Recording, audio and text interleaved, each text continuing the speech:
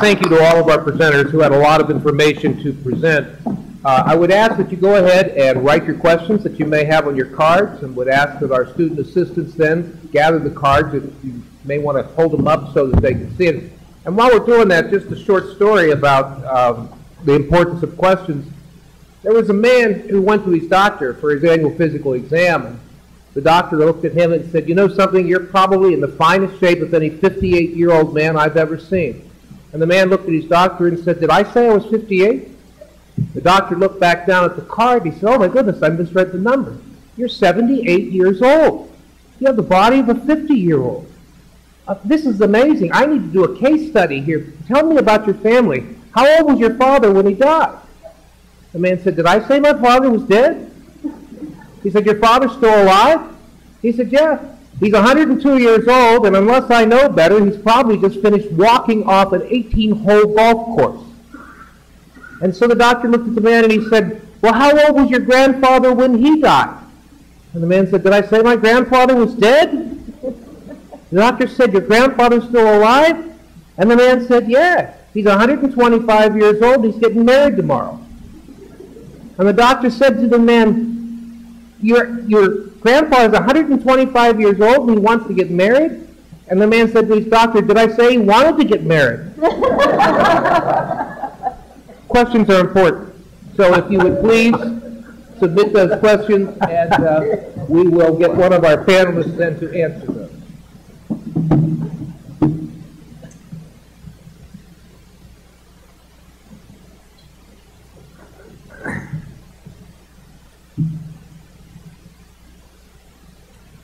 The question is, how do you plan scheduling at Olentangy Liberty for dual enrollment? Somebody wants to pick up that question? Yes, actually. I'm going to ask, introduce to the crowd Mr. Rafe. Mr. Rafe is the Executive Director of Academics.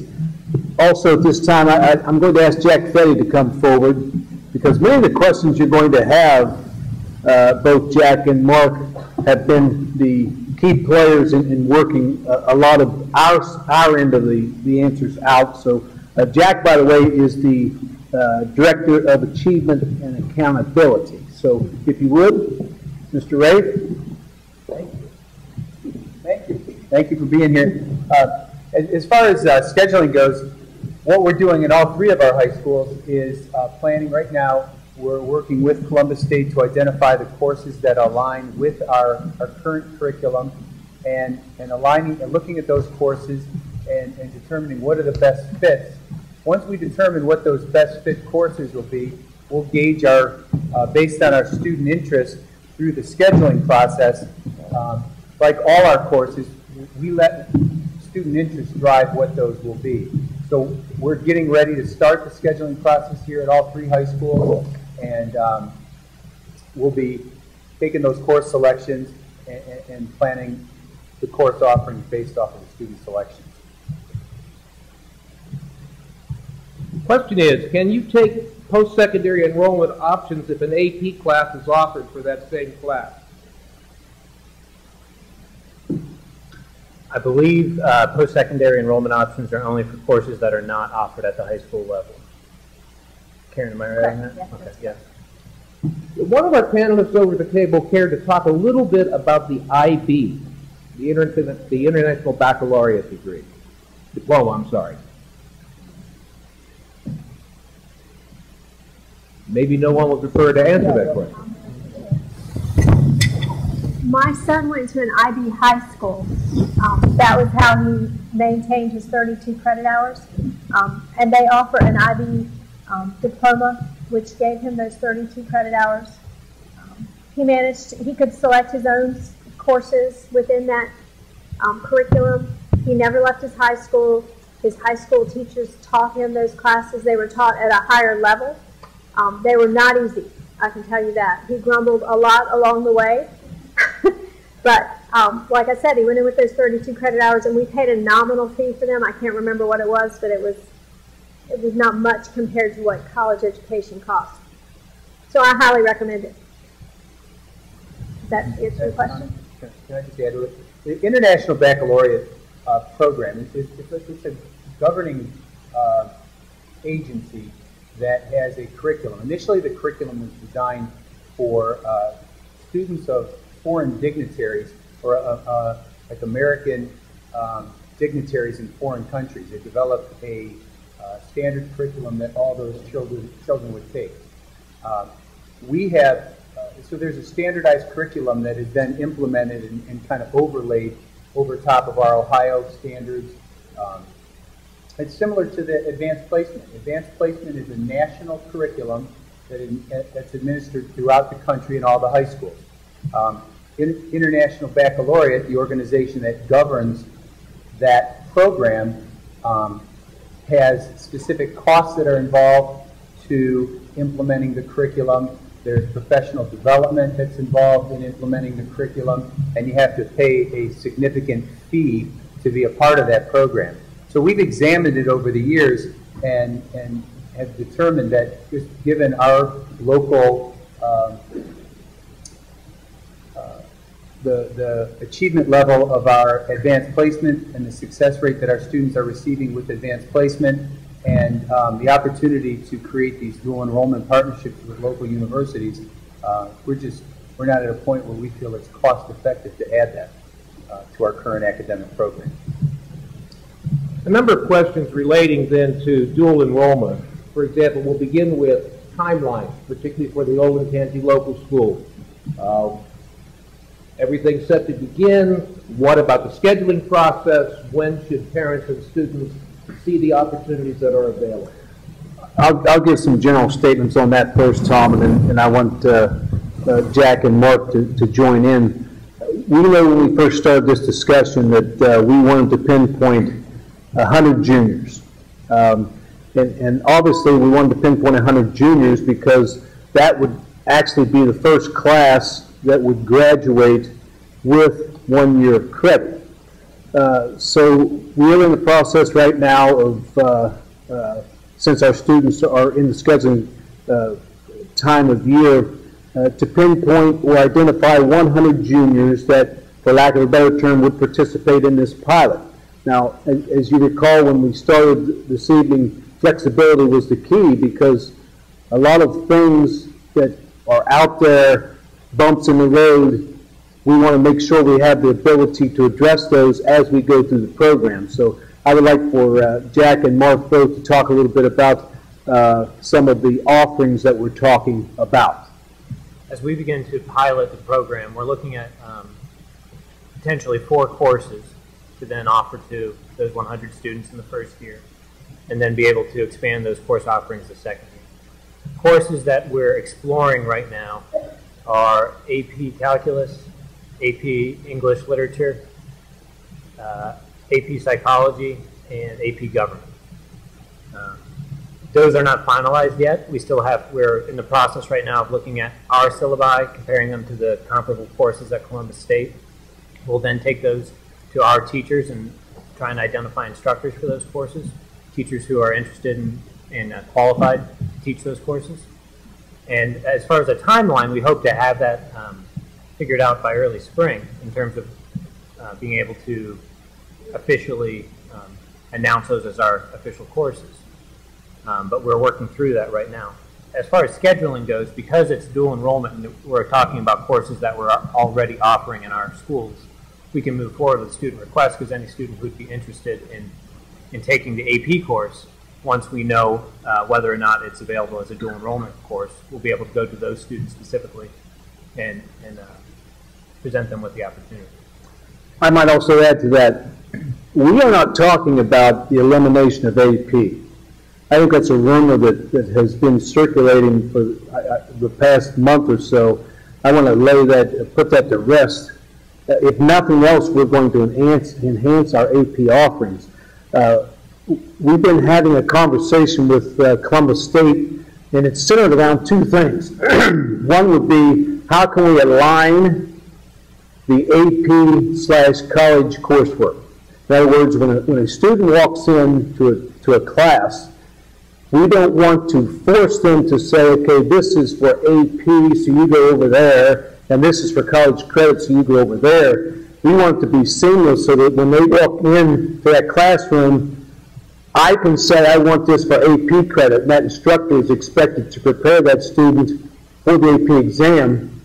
Jack may be saying, I know as a junior I'm going to Ohio State, and I know there's a pathway between Columbus State and Ohio State, so therefore in lieu of taking it for AP credit, I want it for college credit. So that's one thing that we're working with Columbus State extensively to say, how can we align AP in college? Secondly, and I think Jack already talked about this, we want to make sure our instructors have the credentials that are essential to be an adjunct professor. And we've talked with the Board of Regents and we've talked with Columbus State in the fact that we have great instructors here. And we want to make sure we take advantage of those instructors, so we want to make sure they're credentialed to be teaching that course. And those are the two hurdles that we feel we have to get over. But if we can give our students the flexibility to walk into the classroom and say, I want this for AP credit because they may be going out of state. I want this for college credit because they're staying in state. Either way you look at it, I think the savings that will be experienced could be substantial. I don't know how many of you already have kids in college. I've put, let's see, 1, 2, 3, 4 through. It's not cheap. I do know one thing. If they can graduate, any child can graduate from high school with 1 year's worth of credit, depending on where you send them, that could be a savings of anywhere from $3,000 up to as high as $45,000 per year over the long term of the college career. Mr. Rafe, anything to add to that? You guys did a wonderful job. Thank you. Thank you. No. All right. A couple of questions have been raised about dual enrollment credits being adopted at out-of-state public universities, and I think that Dr. Lucas just addressed that issue by saying affirmatively. But a question for all of our panelists and also then for the staff at Olentangy. A number of people want to know if it would be possible to get copies of the PowerPoint presentations that you did, perhaps providing them to Olentangy Local, which could put them then on the website. Would that be possible if you would agree to do that and forward those then to Dr. Lucas so that we can then share those with people here in the audience? Here's a philosophical question for our panelists. Why should taxpayers pay for a high school student to get college credit? Who wants to tackle that?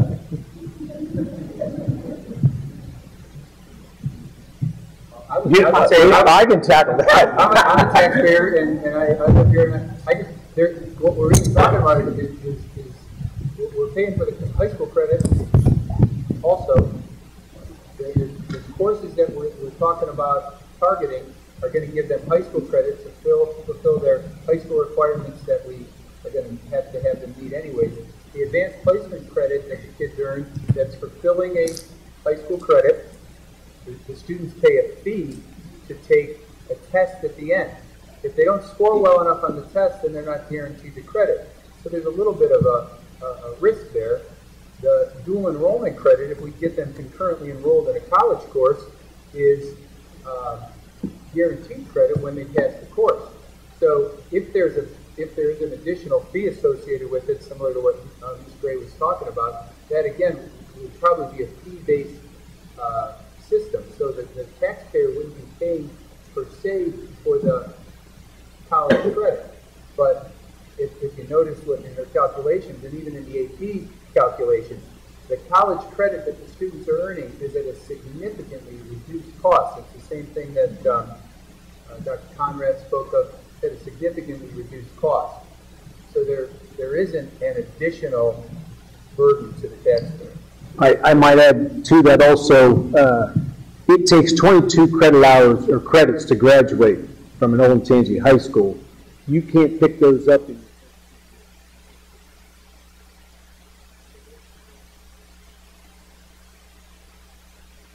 fund the college coursework. I think that's the benefit of a dual enrollment, because they're actually taking their high school credits, satisfying those credits that they need to graduate still, and along with that, while they're taking that high school credit, they're also getting college credit. So therefore, it's not a case of taxpayers funding a college course. It is a case of a high school student working their way through the journey of high school. Now, what we all have in common in this auditorium is the fact we all went to school. Now, you bring we all bring different perspectives, but I think what we have to get away from is thinking of school the way we went to school, in the fact that, okay, you have to go 4 years, and when you're a senior, you automatically graduate, which then allows you, or you magically now take on the ability to take college coursework. We're starting that much sooner. I think, as Michael stated, what second graders used to do, kindergartners do, we pushed that curriculum down from top to bottom, but I think we forgot somewhere at the upper levels. And so therefore, that whole journey is, I'm taking high school courses with college courses, and that's the dual enrollment piece. Well, Dr. Sawyer, a question relating to timeline and implementing the new testing standards, the year that the actual standards will take effect. But secondly, students in the 8th grade under Ohio law are currently allowed to take high school courses for credit if they are taught by a properly licensed teacher. How is that going to fit in? Because that's kind of like the old OGT system with students who are going to have to experience the new standards.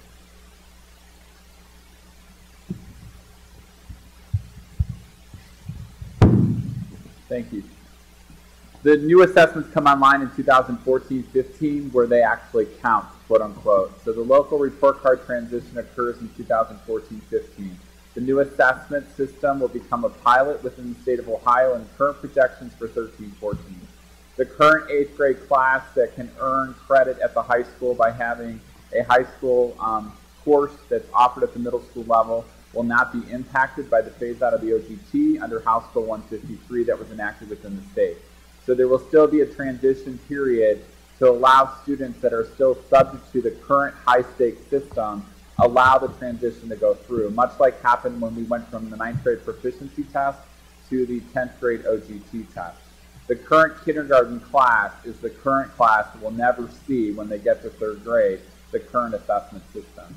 So when they articulate through the system beginning in 3rd grade, they will not see the current assessments that presently exist. The OGT will be phased out. It will be replaced by end-of-course exams at the high school level and the 4 core content areas, as well as some other gatekeepers similar to the plan, the PSAT, ACT, and/or SAT. That decision's yet to be made by the state superintendent of schools and the chancellor from the Board of Regents. Statute within the state that was enacted by Governor Kasich under House Bill 153 mandates that the chancellor and the state superintendent have to come to an agreement on what the new requirement will be in addition to the end-of-course exams. The end-of-course exams are already in statute. Those will replace, but in addition to that, most likely you're going to see something PSAT-like or plan-like in the 10th grade that will still be administered to give some type of a metric information back to school districts to talk about whether or not students are college and career and what the readiness factor really is. We have several questions wanting to know the answer to this question. Is there a plan for introduction of IB programs in the Olentangy local school district? Is there any thought about a possible timeline as another option that would be available in the school? Well, I believe, as Mr. Rafe has alluded to already, IB has been part of a conversation for probably a decade. I think with the current situation that we have here from a benefit standpoint, with Columbus State being the bridge that goes from K-12 education to higher ed, I'm not sure that the need for IB is actually what it used to be. And I say that only because a couple of things. One, the expense of IB, and number two, the current makeup of this county and this central Ohio region. We have the ability to get our kids, again, 1 year of college credit in high school, and also to go to any university that they wish to go to in the nation, and whether that be through the AP offering at the high school level or through the college credit offering at the high school level. The other thing we're looking at, and we're just in early stages of that, is some type of a global education endorsement. So a lot of the structures of an IB education that, from a social standpoint, from an academic standpoint, and from a student outreach or project-based performance at the end of their career, we already have that in place. So I don't see the need from a finance standpoint, especially the way finances are not only locally but statewide, to go the extra step when we already put 90% of our kids into college. And I think, as you will see if you witnessed our senior programs at the end of the year, we put kids in the best colleges and universities in the nation. And I don't see the need for IB right now, given the fact that we have now Columbus State here, which has built the bridge into the higher ed. Our kids can go from here straight to Ohio State while they're in high school picking up the credit hours. Anything that either of you two would want to add to that? All right. For Superintendent Freeman, this question: what is the target demographic for the Delaware Area Career Center?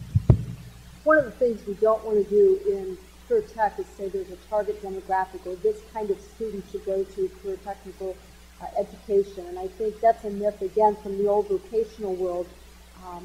But again, it's looking at preparing students for the workforce, which has changed.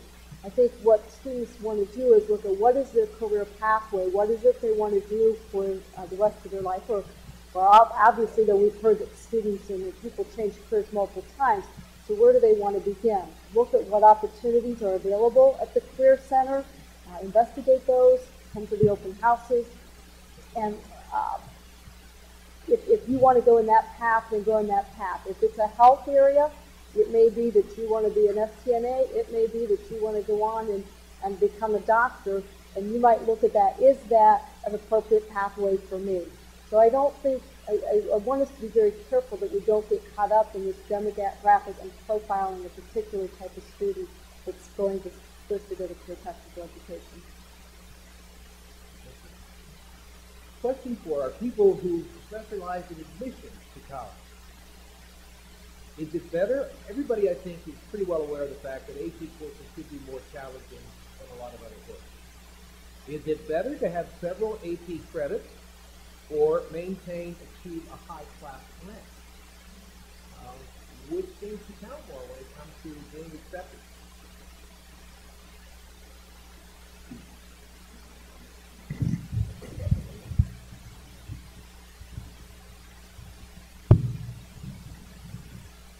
I personally, when I take my holistic review of the application, I'm going to look for the level of classwork that the student participated in. So I'm going to look at those AP classes or those dual enrollment classes as college credit classes. And at that point, I realized that the student can be successful at Ohio Wesleyan. So that ranks higher in my first review than anything else. Now, with that said, I don't want to see an AP or dual enrollment class with a D because that student is not performing. So as long as they're making an A or B in those classes, I want to see the AP and the dual enrollment classes because their level of difficulty shows me that they can be successful. Anybody want to add anything? All right. Let's talk for a little bit about dual enrollment and talk about some of the logistics. For example, the type of requirements, grade level of the student, are there any grade point average requirements, any kind of entrance testing to get in? Just exactly what are the logistics then surrounding the dual enrollment program that we offer to Olentangy local students? To qualify for dual enrollment, the student has to test as college ready. We can use the PLAN test or the ACT test. And each of those tests give a college readiness score in English, math, science, and social studies. So if a student passes college ready, and there's a benchmark on their score report for the students, a different benchmark for each area. One might be an 18, another might be a 23.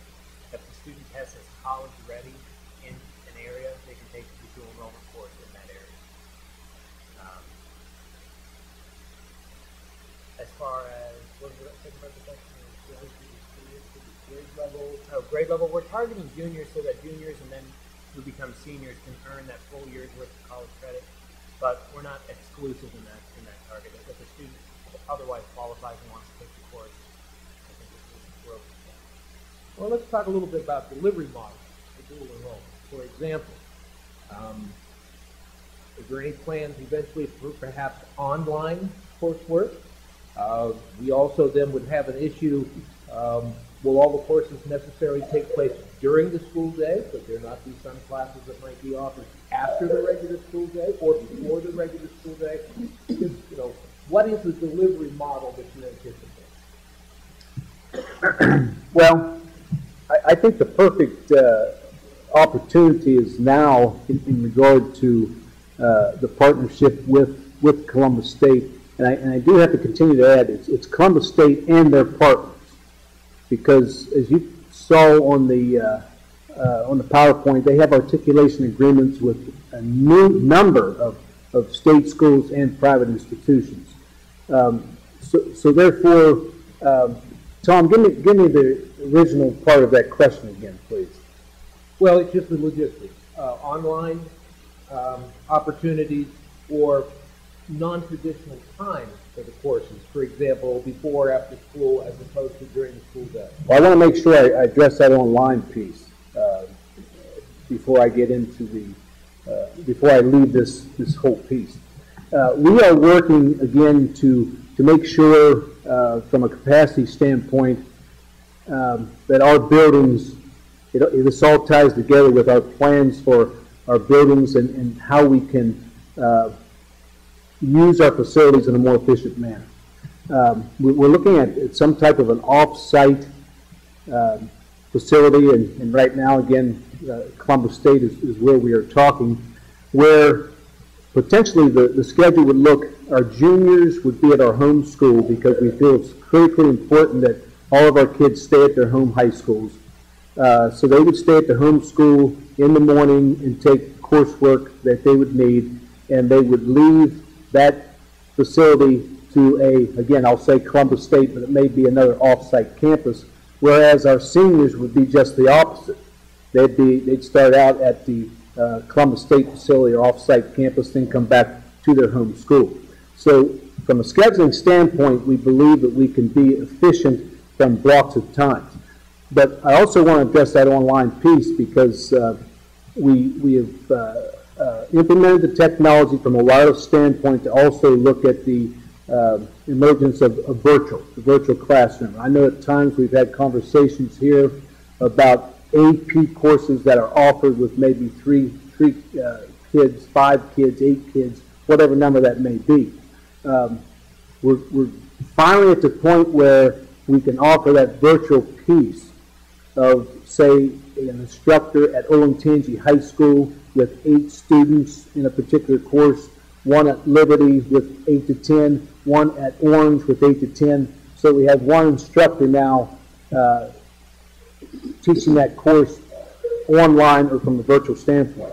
Now, again, I must stress, this is discussion stage. I don't want you to run out of here and say, I heard that superintendent say, this year, coming up, we're virtual classroom and it's going to be offered. That's the discussion piece. Obviously, I think Columbus State, Otterbein, Ohio Wesleyan, they all offer the total online course, and I think those are going to be opportunities for our kids in the future. We're also working at this level to offer online courses where our teachers are actually building or developing the content for those types of courses. So online is going to be part of it. Blended is going to be part of it, which would be a hybrid between a face-to-face and an online course offering. All of those are in the future, and I think we're working toward every one of those situations, whether it be face-to-face, online, or virtual. Anything you guys want to add to that? As far as the overall scheduling goes,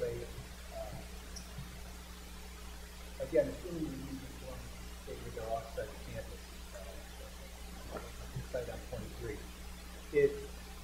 we're going to work within their scheduling parameters because they're going to be having their courses during the day also. We are open to developing off times, expanding opportunities to when we can offer these classes in the future.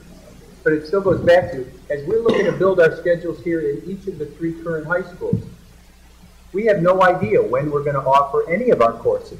Because until the kids pick all the courses they're going to take, we have no idea how that schedule is going to come together and we fit all those pieces and parts together. We're starting this pilot project with 100 juniors across the district. There are over 400 juniors in this school.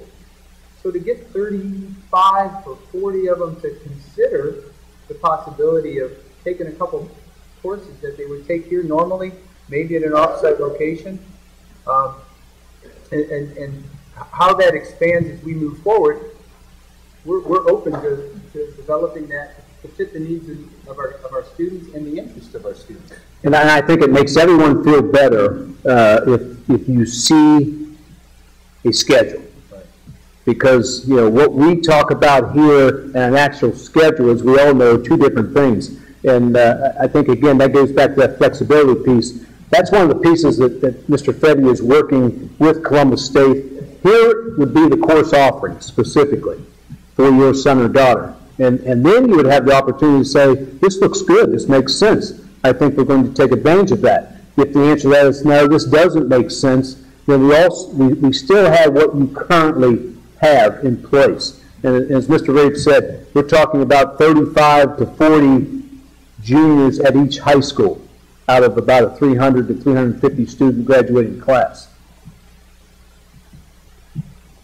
Several times during the presentations we saw figures on cost. Obviously the cost of a college education. We want to focus now on the cost of the individual program. The IB program, the Advanced Placement Program, PSEO, and then dual enrollment. Would some of you like to give some idea, you know, what are the differences, who pays, how much? I think those are questions that deserve some answers. I can take that if you'd like. We have made our presentation available, so the chart that you saw briefly up on the slide, it does talk to who assumes each one of the costs in each one of those programs. So it's detailed out, you know, what is the cost to the high school that sponsors the program. For the IB program, it is very expensive. Just to start off an IB program, it is $19,000 for your one-time authorization. And that's for each new IB school. So if there's 3 high schools, we're talking $60,000 as an initial upfront cost. And then the annual school fee for 2011 was another $10,400. So just to kick off, if you wanted to do an IB program in all 3 schools, you're talking over $100,000. And that's basically just a license fee, really. Exactly. That's not personnel costs or anything else. No, and there's other fees associated with it, right? Teacher training, I know initially teachers have to go out of state for training, and then there's annual training, and the cost of that with travel gets into several $1,000s a teacher. Exactly, and then there's a fee of about $60 per student who's in it. And then plus the exam fee on top of that. So it's a great program, but it's very, very expensive. When we look at the advanced placement program, in comparison to that, it's much more affordable. The school doesn't incur all of those various costs. The cost of the teacher might be for an AP workshop if they go. And the current exam rate, I think, is around $87. And that's a cost that the student assumes. With PSEO, there's several different levels of PSEO, and it is detailed out on the chart. Depending on which one they take, either the student assumes all the cost or the school district assumes all of the cost. And all of that information is on our website. For dual enrollment, again, and I say this, that's still under draft. We are meeting with some folks on campus to talk about how can we keep this program cost neutral, because all we want to do is cover the cost of this. And we're projecting right now it's going to be somewhere between $25 to $35 a credit hour. And that represents roughly a 70% reduction in what the students are paying on campus. So again, that's still to be decided, but we should have an answer to that within the next 2 weeks. So each program's a little bit different, and some of them the students absorb some of the cost, and some of it is the school district absorbs most of the cost. But again, all of that information is going to be laid out on the chart that they'll receive. And I mentioned at Otterbein University, because we are a private institution exempt from the PSEO. However, I shared with you that we have a freshman early experience program. It's sort of our private school version of PSEO.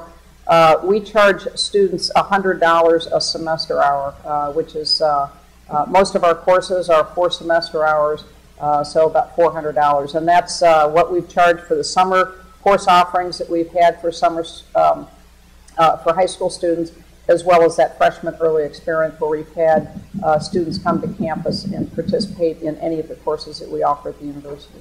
And those credits, the question, there was a written question also asked about whether those credits then will transfer in much the same way as any other course credits would transfer. Yes, and that really is up to the home high school, simply because we offer credit at the university, and then if the student comes back to the home school, and actually you would want to do this prior to the enrollment in the course, but credit could be earned at the high school through credit flexibility. The credits could transfer to another college or university. Yes. Yes. All right, one last question. We've run out. I do have some people who did identify themselves, and so I pulled your questions so that the staff at Olentangy can get back to you personally. But you mentioned, several of you mentioned early on the social experience of going to college, okay? I think that parents sometimes have some concerns, particularly if the student is going to be going to the campus where all of those wizened and older students might prey upon them. Just what are your thoughts and your reactions? And as you combine with that, because this will be the last question we have, and you're going to get all 2 minutes to answer it, how does a parent go about saying, okay, this is the right university or college for my student? So the social experience on campus and choosing the right place to go. Sure. The first thing you want to do is visit. You want to go on a tour, you want to meet with an admissions counselor, you want to make sure that you feel comfortable there. I recommend small classes, especially in the beginning, which is something that I think we both offer. So small classes are going to help them feel more at home if they're taking a class there. I think that's critically important. In addition, and I agree with everything that she has indicated, in addition at Otterbein, I'm sure it's the case at Ohio Wesleyan, we have an academic advisor, a counselor that's assigned to each of the high school students that are taking courses on our campus, help them with the admission, academic issues, any other issues that they have navigating through the college experience. But I think if you were to come to the campus, experience it yourself, I think any concerns would dissipate. And I would just like to add, all of you are certainly welcome to come to the Delaware campus. It's just up the road. It's one building. Classrooms are very, very small. Very small cafeteria. It's just a kind of a going to a private college, and it's not very big. We handle probably around 3,000 students over a course of a quarter. And if Wade and Columbus State moves the way we want to, their students would be in separate classrooms. So it wouldn't be that they're interfacing with the other college students themselves. Tom, could I add one last thing? You have 30 seconds. He knows me too well. In all due respect, we don't want our kids leaving Olentangy, and I think that's why we've been talking about that partnership with Columbus State in regard to almost a cohort program, so that they have the best of both worlds. They have their home school, which they're going to be in part of the day, and then they have a cohort of students across this district. I'm talking about Liberty kids going to school with Olentangy kids, going to school with Orange kids, in a cohort of 100 juniors to start with, so we have the best of both worlds. Part of my day is spent at my home high school, part of my day is spent as a cohort with fellow members of the Olentangy community. I think that's the best of both worlds, and that's 30 32 seconds, but I apologize for that. Ladies and gentlemen, first of all, thank you for being here this evening. I want to tell you something that's very different about tonight. I don't know of another school district in the state of Ohio that has gotten with its citizens into the depth of what Dr. Sawyer has presented with you this evening. A major revolution in terms of expectations for our kids and the way that we assess those, meeting those expectations. He has shared that with you, and you should be very grateful for that information because it is going to be a major, I'm not going to call it a revolution, but it's certainly a brand new chapter in the history of public education in this state that's going to begin in just a couple of years. Secondly, I don't know of another school district in the state of Ohio that is probably having this kind of a forum to discuss the opportunities for their high school students to get college credit in all of these options before they actually graduate from high school. And I think it probably reflects your faith in your students that they can succeed and succeed at high levels. Ladies and gentlemen, thank you for being here.